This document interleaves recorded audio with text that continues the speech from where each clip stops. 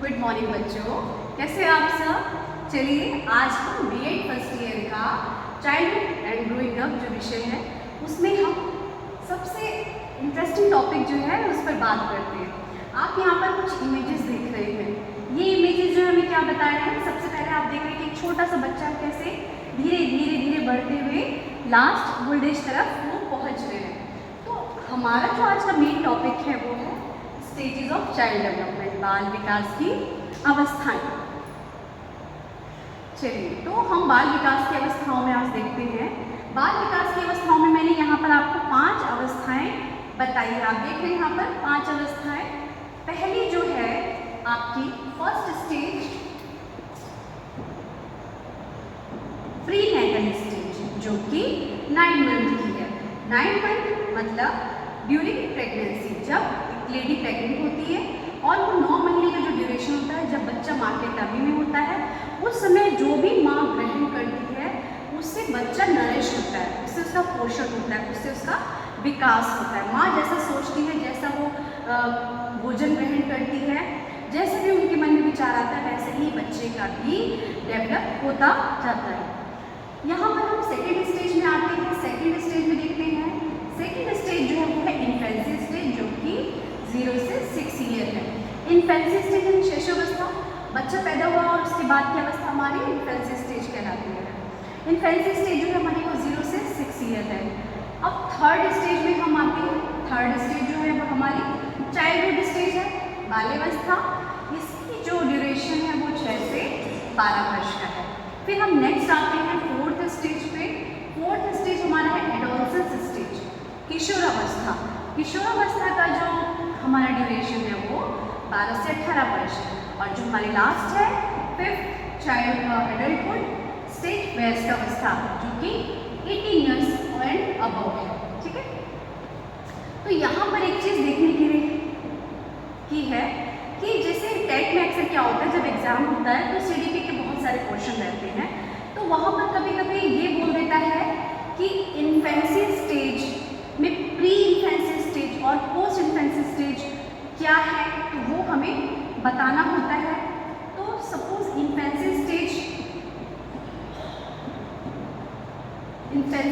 है, अब हमें इसमें क्या बताना है, प्री इन्फेंसी और पोस्ट इन्फेंसी स्टेज। तो मैंने आप लोगों को मैंने भी आपको इन्फेंसी स्टेज का ड्यूरेशन क्या बताया था, 0 to 6 ईयर। अब 0 to 6 ईयर में हमें प्री इन्फेंसी स्टेज और पोस्ट इन्फेंसी स्टेज को बताना है, तो 0 to 3 ईयर हमारा प्री इन्फेंसी स्टेज हो जाएगा, और 4 to 6, या हम इसको 3 to 6 भी कर सकते हैं। 3 to 6 ईयर हमारा पोस्ट इन्फेंसी स्टेज हो जाएगा।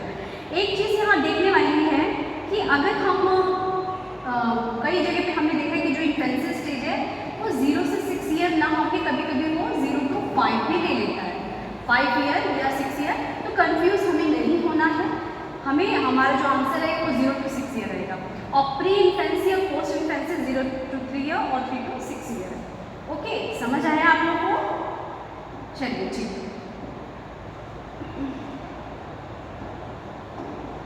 नेक्स्ट आते हैं इन्फेंसी स्टेज।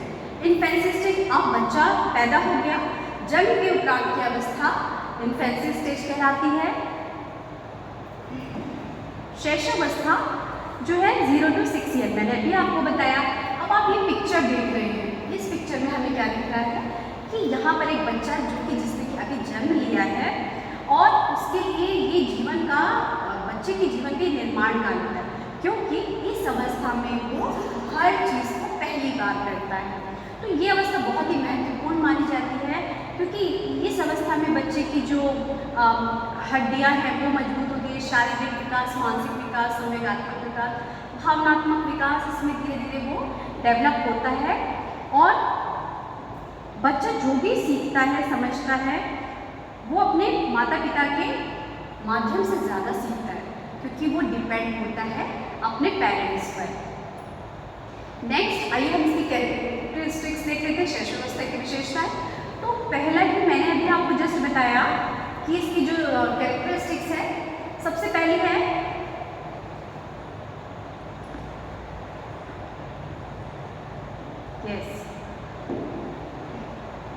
पहली विशेषता हम इसकी बता रहे हैं। पहली विशेषता है आपकी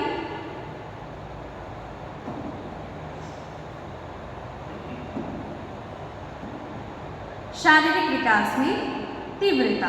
ओके, तो मैंने अभी जस्ट बताया कि बच्चा जो है 0 से 5 to 6 ईयर, ठीक है, 0 से 6 ईयर में बच्चे का जो फिजिकल डेवलपमेंट होता है इस स्टेज में बहुत तेजी से होता है।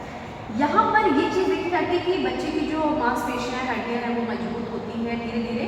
जैसे जैसे बच्चा बढ़ता जाता है धीरे धीरे वो हड्डियाँ मांसपेशियों में थोड़ी मजबूती आने लगती है। बच्चा जो है वो इसी दौरान स्कूल भी जाता है और जब वो इस दौरान स्कूल जाता है तो वहाँ पर जाकर वो खेलना और कूदना और स्पोर्ट्स में भाग लेना सब चीज़ें करता है। सुबह सुबह की प्रेयर एक्टिविटीज़ होती है तो उससे इसका फिजिकल डेवलपमेंट हमें देखने को मिलता है। यहाँ पर हम देखते हैं इंटेंसिटी ऑफ मेंटल डेवलपमेंट।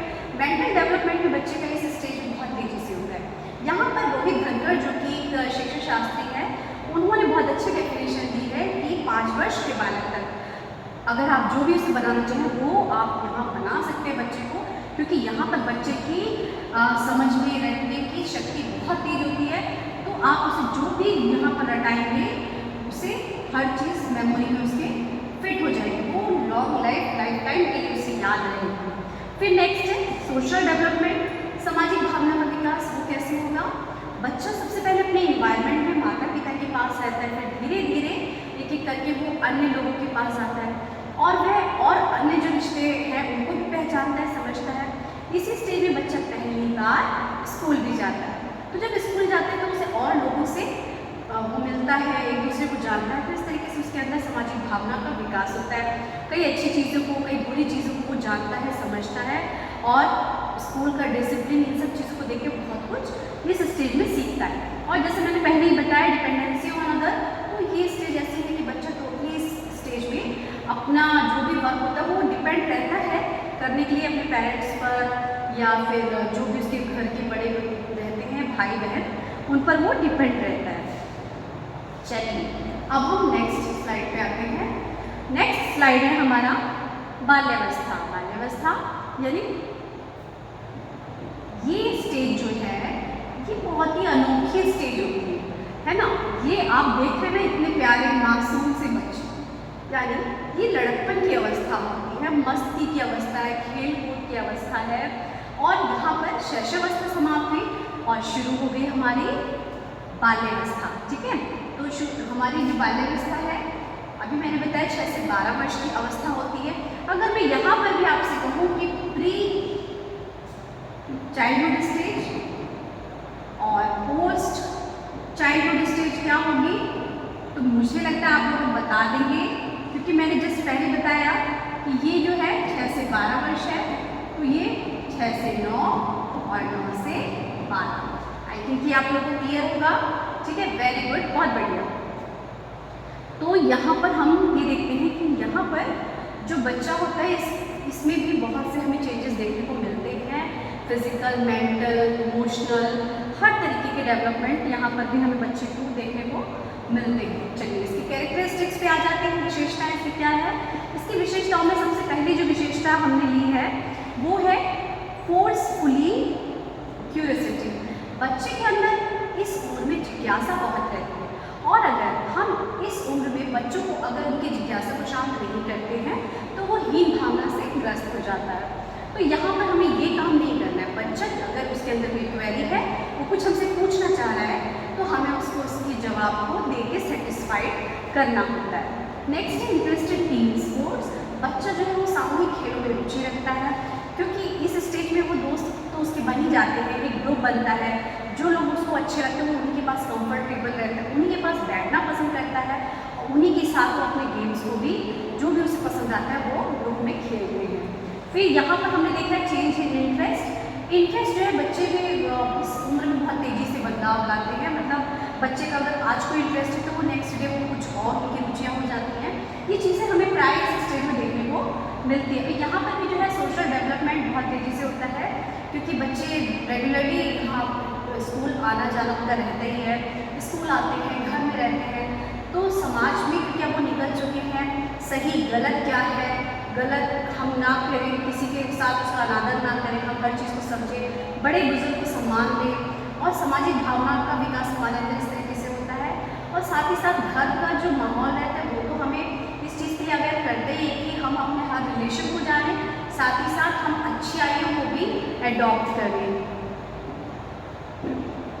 चलिए अब नेक्स्ट हमारी जो स्टेज है वो है हमारी एडोलसेंस स्टेज। ये स्टेज जो है बहुत ही डिफ़िकल्ट स्टेज होती है। इस स्टेज को हम डिफ़िकल्ट स्टेज भी कहते हैं। डिफ़िकल्ट क्यों? डिफ़िकल्ट क्यों? क्योंकि यहाँ पर हम ये देखते हैं कि जो बच्चा होता है, पहले तो मैंने आपको इसका ड्यूरेशन बता रखा है, कितना बताइए? यस, 12 से 18 वर्ष, ओके, 12 to 18 ईयर्स। अब अगर हम यहाँ पर भी प्री और पोस्ट की बात करें, देखिए ये क्या है कि अक्सर टेट में पूछ लिया जाता है तो छोटी छोटी चीज़ें हमें ध्यान देना होता है। 12 से 15 वर्ष और 15 से 18 वर्ष, तो ये चीज़ें आपको थोड़ा सा ध्यान देनी होगी, ओके। तो अब मैंने पूछा ये अवस्था कठिन क्यों है?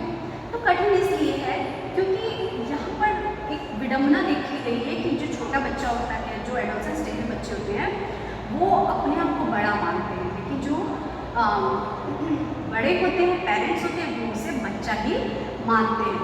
क्योंकि ये जो स्टेज है बहुत ज़्यादा डिफ़िकल्ट इसलिए कही जाती है। स्टेनले हॉल जो कि एक बहुत बड़े मनोवैज्ञानिक हैं, उन्होंने डेफिनेशन दी है कि यह अवस्था जो है, यह अवस्था संघर्ष, तनाव और तूफान की अवस्था कही गई है, ओके। तो ये अवस्था क्या कही गई है? संघर्ष, तनाव और तूफान की अवस्था कही गई है।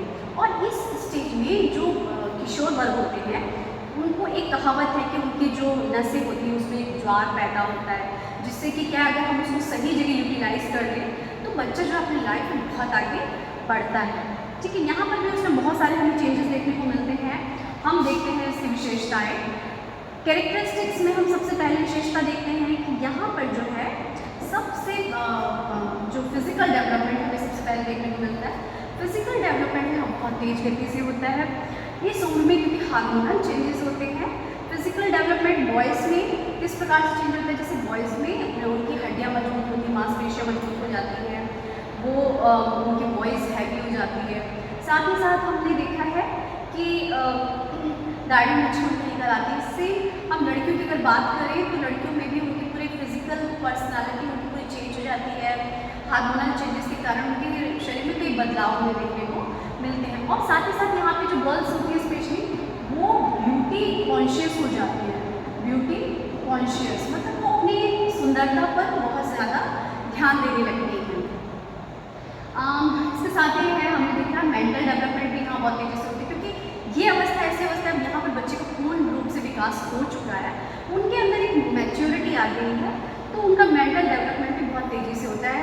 चाहे वो किसी भी बात पर तर्क वितर्क करना हो, चिंतन करना हो, अपनी बातों को किसी के सामने रखना हो, हर चीज़ वो बहुत ही तरीके से वो कर लेता है। वो क्रिएटिविटी बच्चे में हमें दिखती है। अब इसकी एक और विशेषता है स्वतंत्रता व विद्रोह की भावना। बच्चा जो है इसमें क्या चाहता है? वो फ्रीडम चाहता है कि मुझे मेरे हर काम को ऐसे करने दी जाए कि मुझे कोई रोक टोक ना करे। और जब कहीं रोक टोक होती है तब क्या होता है? विद्रोह की भावना पैदा होती है, ठीक है। तब ऐसी सिचुएशन में विद्रोह हमें देखने को मिलता है। लैक ऑफ एडजस्टमेंट, समायोजन का अभाव। बच्चा बहुत जल्दी एडजस्ट इस स्टेज में नहीं कर पाता है। कहीं ना कहीं वो ईगो उसके अंदर वो चीज़ें आ जाती है कि नहीं, आई एम सुपीरियर, मैं सुपीरियर हूँ, तो वो उस चीज़ को लेके वो कहीं ना कहीं एडजस्ट करने में उसको दिक्कत होता है। साथ ही यहाँ पे सेक्सुअल मैच्योरिटी देखने को मिलती है। मैंने अभी बताया फिजिकल डेवलपमेंट बहुत तेज़ी से होता है, तो इस उम्र में बच्चा जो है इन चीज़ों को बहुत अच्छे से समझने लगता है। और अगर उसको सही डायरेक्शन ना मिले तो वो गलत रास्ते पर भी चला जाता है। एक चीज़ यहाँ पे देखी गई है फास्ट फ्रेंडशिप। किशोरावस्था की खास विशेषता ये है कि बच्चा जो फास्ट फ्रेंडशिप में बहुत अच्छी दोस्ती बनाता है यहाँ पर, और जिससे भी बनाता है वो लॉन्ग लाइफ टाइम के लिए बनाता है।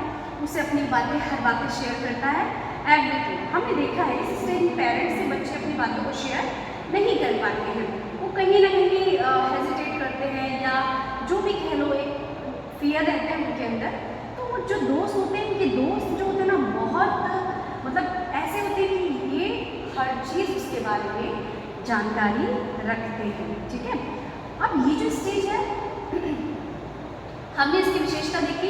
अब इसमें हम ये देखते हैं कि जो ये एडोलसेंस स्टेज है, इसमें अगर बच्चे को सही गाइडेंस नहीं मिलती है तो बहुत प्रॉब्लम हो सकती है। तो इसलिए हमें क्या करना होगा, किशोरावस्था में शिक्षा का स्वरूप, nature of education in adolescence, उस एडोलसेंस को हमें एक ऐसी शिक्षा प्रोवाइड करानी होगी जिससे कि उसका सर्वांगीण विकास हो सके। तो उसी में सबसे पहले हम देखेंगे यहाँ पर कि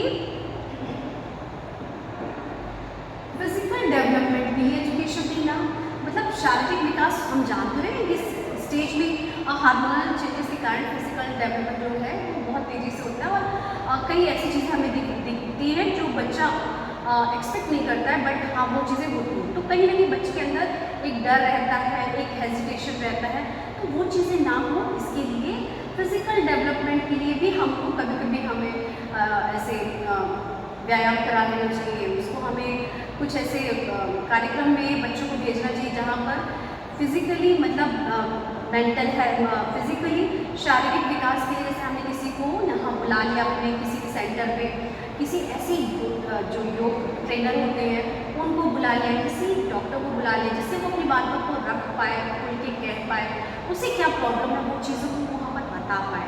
तो हमें इन चीज़ों का ध्यान देना होगा, क्योंकि फिजिकल चेंजेस इस उम्र में इतनी तेज़ी से होते हैं, तो बच्चा अपनी बातों को कह पाने में बहुत ही ज़्यादा अक्षम होता है, वो हर एक से बातें शेयर नहीं कर पाता है।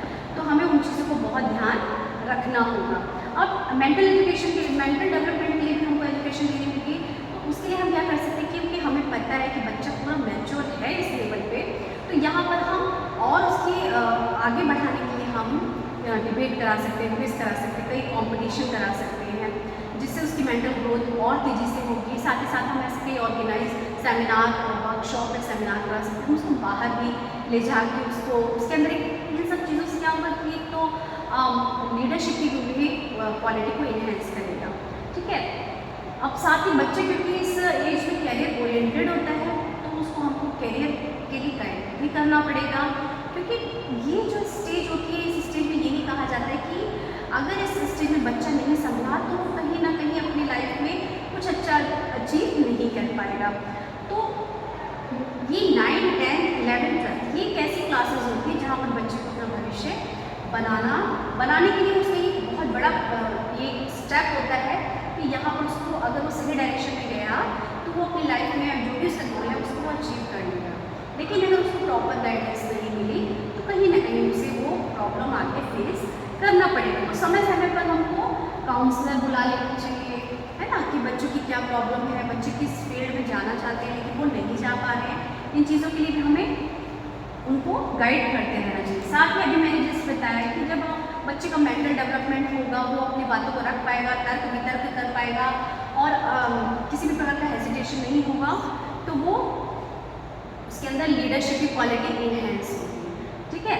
अब सोशल रिलेशनशिप जो है, सामाजिक संबंधों की शिक्षा हमें अपने बाहर जाके अपने जो भी हमारे सोशल रिलेशनशिप है, समाज में हम रहते हैं, समाज के प्राणी हैं, तो लोगों के साथ मिलकर हमें एक ऐसी भावना लोगों के अंदर जागृत करनी कि हम एक टीम में रहकर वर्क करें, लोगों को अवेयर करें, जिस चीज़ को नहीं समझ रहा, नहीं जान रहा उससे समझाएं।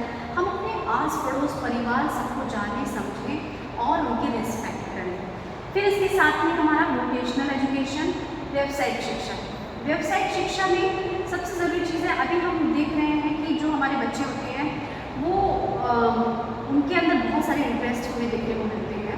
ज़रूरी नहीं कि वो पढ़ाई में अच्छा हो, तो उसके लिए हमें और भी अदर फील्ड को देखना होगा, चाहे वो किसी क्रिएटिविटी से रिलेटेड हो, या जैसे बॉयज़ हैं, बॉयज़ के लिए बहुत सारे वर्क हैं, वो कारपेंटर का कर सकते हैं, वो इलेक्ट्रिक का कर सकते हैं, इस तरीके से।